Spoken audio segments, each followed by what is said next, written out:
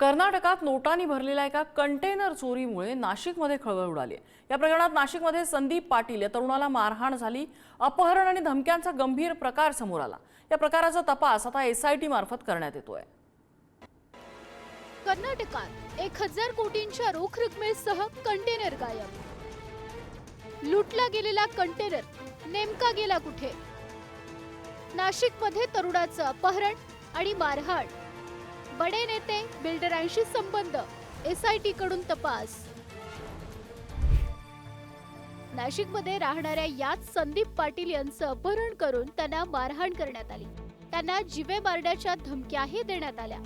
यातून कर्नाटकमध्ये 400 कोटींच्या रोख रकमेचा कंटेनर चोरीला गेल्याचा धक्कादायक प्रकार समोर आलाय। गोवा राज्यातून जुन्या 2000च्या नोटा घेऊन ट्रक कर्नाटककडे गेला। कर्नाटकातील एका देवस्थानात हा ट्रक जाणार होता। कर्नाटकातल्या चोरली घाटात कंटेनर बेपत्ता झाला। या ट्रकमध्ये 400 कोटींपेक्षा जास्त रोख रक्कम होती। मुंबईतील 6 जणांकडून संदीप पाटील यांचं अपहरण झालं। संदीप पाटील यांच्यावर कर्नाटकात कंटेनरमधील पैसे चोरल्याचा आरोप केला। पैसे परत दिले नाही तर कुटुंबासह ठार मारण्याची धमकी दिली। ही धमकी देऊन संदीप पाटील यांना नाशिक जवळ वाडी वर्हे परिसरात सोडून देण्यात आलं।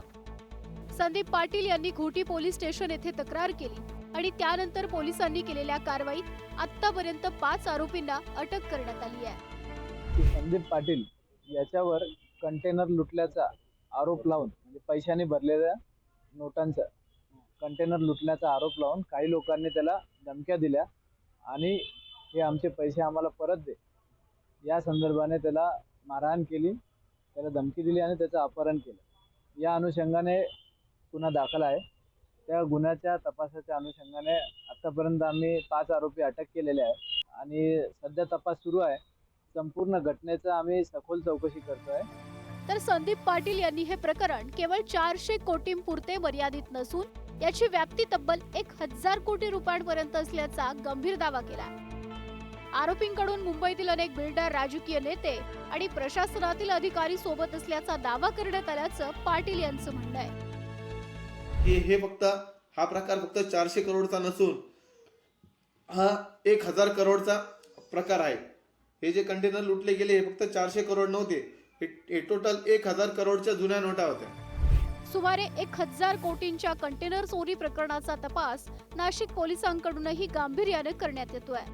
पोलिसांनी तपासासाठी 6 सदस्यांचं विशेष तपास पथक म्हणजेच एसआयटी स्थापन करण्यात आली आहे। बेळगावचे पोलीस पथकही या प्रकरणाच्या चौकशीसाठी नाशिकमध्ये दाखल झालंय। या गुन्ह्यात आतापर्यंत 5 जण अटकेत आहेत। तसंच ठाण्यातील व्यावसायिक किशोर सावळा यांचं नावही या प्रकरणात पुढे येत आहे। सध्या सावळा फरार असल्याची माहिती पोलिसांनी दिली आहे। किशोर सावळांकडे व्यवस्थापक असलेल्या विराट गांधीची चौकशी सध्या पोलीस करतात। या प्रकरणातून आणखी काही बड्या धेंडांची माहिती येत्या काळात समोर येण्याची शक्यता आहे। या संपूर्ण प्रकरणामध्ये कोणकोणते मोठे चेहरे समोर येतात आणि या संपूर्ण 400 कोटी प्रकरणाचा आणि अपहरण नाट्याचा मुख्य सूत्रधार कोण, हे देखील पाहणं आता पुढील काळामध्ये तितकंच महत्त्वाचं असणार आहे। पुढारी न्यूजसाठी विकास काजळे, इगतपुरी, नाशिक।